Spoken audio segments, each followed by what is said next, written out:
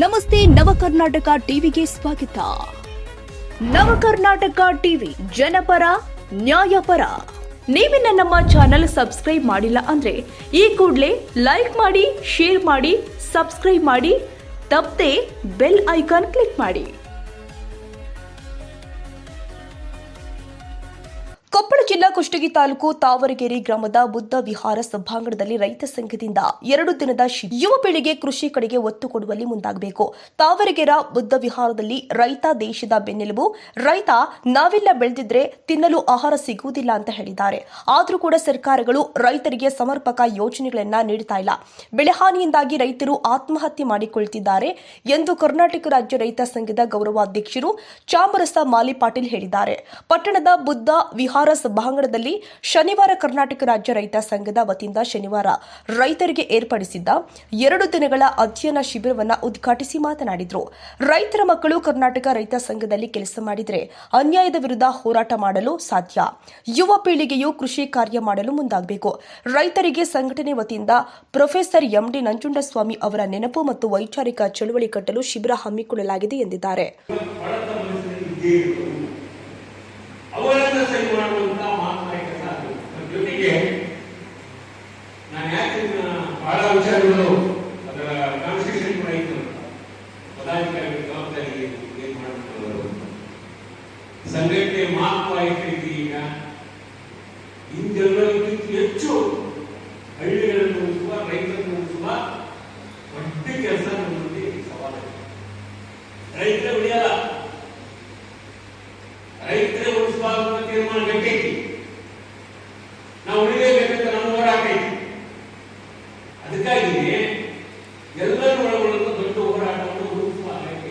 ನಮ್ಮ ಕಾರ್ಯಕ್ರಮ ನಾವಿದ್ದೀವಿ.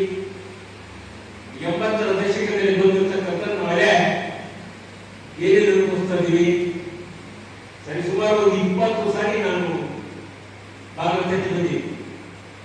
ಏನ್ ಭಾಗ ಮನೆಯೊಬ್ಬರೇ ಈ ಕಾರ್ಯಕ್ರಮ ನನ್ನ ಮಾಡಿತು. ಮತ್ತೆ ಬಂತು, ಮತ್ತೆ ಹೋಗಿದ್ವಿ. ಚಾಮರಸ ಮಾಲಿ ಪಾಟೀಲ್ ಈ ಸರಿ ಬರಕ್ ಚಾನ್ಸೇ ಇಲ್ಲ. ಅವ್ರಿಗೆ ರೂಲ್ ಮೋಷನ್ ಆಗಿ ಹೆಲ್ತ್ ಅಪ್ಸೆಟ್ ಆಗಿ ಎಷ್ಟು ಗರ್ವ ನೋಡಿದ್ರು. ಅರೆ ಡಾಕ್ಟರ್ ಸಲಹೆ ಹೋಗಬೇಡಪ್ಪ, ಬರೀ ಯಾರು ಮಾಡ್ತೇವೆ ಉದ್ಘಾಟನೆ ಮಾಡಿ ಯುದ್ಧ ಕಷ್ಟ ಕುಟುಂಬ ಸಾಧನೆಲ್ಲ ಯುದ್ಧ ಮಾಡಿ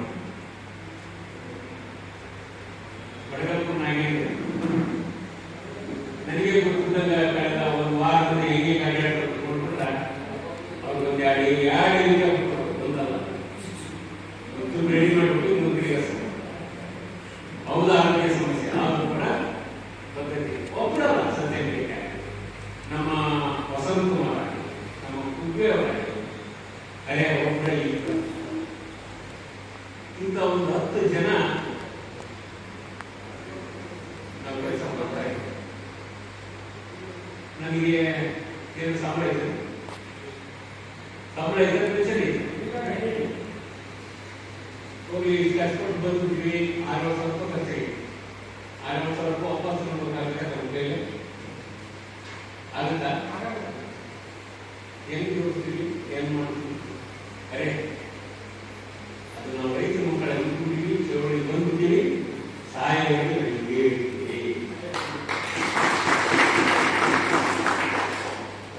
ನಮ್ಮ ಆತಂಕ ಏನು ಗೊತ್ತಾ? ಏನು 24 ಜನ ಇದ್ರೆ ಅದೇನು ಮನುಷ್ಯನ ಪ್ರೀತಿ ಮಾಡುವ, ರೈತ ಚಳವಳಿ ಗಟ್ಟಿಗೊಳಿಸುವ, ಜಾತಿ ಕೋಮುವಾದವನ್ನು ಬಿಟ್ಟಾಕಿ ಸಂಘಟನೆ ಮಾಡತಕ್ಕಂಥ ಸಂಕಲ್ಪವನ್ನ ನೀವು ತಗೋಬೇಕಂತ ನಾವು ಈ ತರಬೇತಿ. ವಿಭಾಗೀಯ ಉಪಾಧ್ಯಕ್ಷ ಮಲ್ಲಿಕಾರ್ಜುನ ಸತ್ಯಂಪೇಟೆ ಮಾತನಾಡಿ ರೈತರ ಸಂಕಷ್ಟಗಳು ಎದುರಿಸುವ ಸಮಸ್ಯೆಗಳು ವಿಶ್ಲೇಷಣೆ ಮಾಡಿದ್ರು.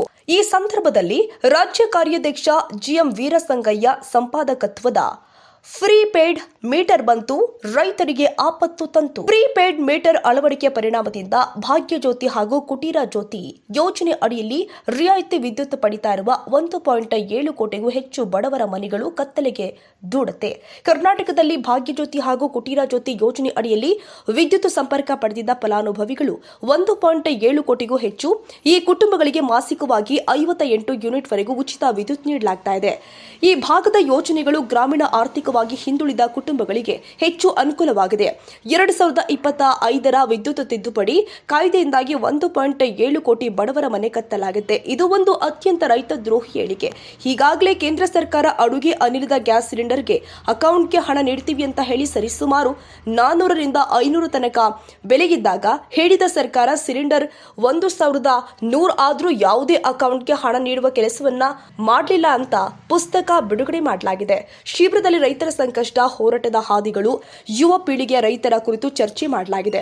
ರೈತ ಸಂಘದ ವಿಭಾಗೀಯ ಕಾರ್ಯದರ್ಶಿ ಎಂಎಲ್ಕೆ ನಾಯ್ಡು, ರಾಜ್ಯ ರೈತ ಸಂಘದ ಕೊಪ್ಪಳ ಜಿಲ್ಲಾಧ್ಯಕ್ಷ ಭೀಮಸೇನ್ ಮಾತನಾಡಿದರು.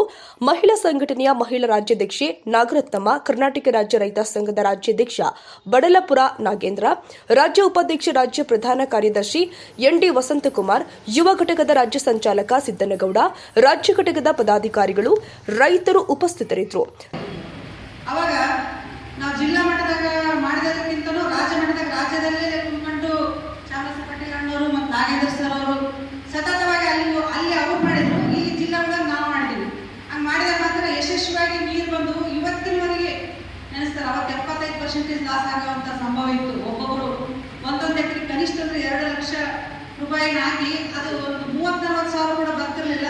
ಅಂಥದ್ದು ಅಷ್ಟು ರೈತರಿಗೆ ಒಂದು ಹೋರಾಟದ ಮುಖಾಂತರ ಇಂತಿಂತ ದೊಡ್ಡ ದೊಡ್ಡ ಕೆಲಸಗಳು, ಇದೊಂದು ಉದಾಹರಣೆ ಹೇಳಾಕತ್ತೀನಿ ನಾನು. ಇಂತಿಂತ ದೊಡ್ಡ ದೊಡ್ಡ ಕೆಲಸಗಳು ಜೊತೆಗೆ ಇವತ್ತು ಹೋರಾಟದ ಮುಖಾಂತರ ಆಗತ್ತೇವ. ನೀವು ಯುವಕರಲ್ಲಿ ಮತ್ತೊಂದು ವಿನಂತಿ, ನೀವು ಯಾವ ರಾಜಕಾರಣಿಗಳ ಹಿಂದೆ ಹೋದಾಗ ಅವರು ತಮ್ಮ ಹಿತಾಸಕ್ತಿಯನ್ನು ಬಯಸ್ತಾರೆ ಹೊತ್ತು ರೈತರ ಹಿತಾಸಕ್ತಿಯನ್ನು ಅವ್ರು ಯಾವತ್ತೂ ಬಯಸಂಗಿಲ್ಲ. ತಾವರಗೆರೆ ಪಟ್ಟಣದ ಬುದ್ಧ ವಿಹಾರ ಸಭಾಂಗಣದಲ್ಲಿ ಶನಿವಾರ ರೈತ ಸಂಘದ ವತಿಯಿಂದ ನಡೆದ 2 ದಿನಗಳ ಶಿಬಿರದಲ್ಲಿ ರಾಜ್ಯ ಕಾರ್ಯಾಧ್ಯಕ್ಷ ಜಿಎಂ ವೀರಸಂಗಯ್ಯ ಸಂಪಾದಕತ್ವದ ಪ್ರೀಪೇಡ್ ಮೀಟರ್ ಬಂತು, ರೈತರಿಗೆ ಆಪತ್ತು ತಂತು ಪುಸ್ತಕ ಬಿಡುಗಡೆ ಮಾಡಲಾಗಿದೆ. ಹಾಗೂ ಇದೇ ಸಂದರ್ಭದಲ್ಲಿ ಕೂಡ್ಲಿಗಿ ತಾಲೂಕಿನ ಪುಸ್ತಕದ 9/2/2026 ಕೂಡ್ಲಿಗಿ ಪ್ರವಾಸಿ ಮಂದಿರದಲ್ಲಿ ಈ ಒಂದು ಪುಸ್ತಕ ಬಿಡುಗಡೆ ಸಮಯ 11 ಗಂಟೆಗೆ ಸಮಾರಂಭ ಮಾಡಲಾಗುತ್ತೆ ಅಂತ ರಾಜ್ಯ ಕಾರ್ಯಾಧ್ಯಕ್ಷರು ಆದ ಜಿಎಂ ವೀರಸಂಗಯ್ಯ, ಕೂಡ್ಲಿಗಿ ತಾಲೂಕು ಅಧ್ಯಕ್ಷರಿಗೆ ನಲ್ಲಮುತ್ತಿ ರಮೇಶ್ ಹಾಗೂ ಕಾರ್ಯಾಧ್ಯಕ್ಷರು ಆದ ಕೆ ತಿಪ್ಪೇಸ್ವಾಮಿ ಅವರಿಗೆ ತಿಳಿಸಿದ್ದಾರೆ. ವರದಿ ಕೆ ತಿಪ್ಪೇಸ್ವಾಮಿ, ಕೂಡ್ಲಿಗಿ, ನವಕರ್ನಾಟಕ ಟಿವಿ.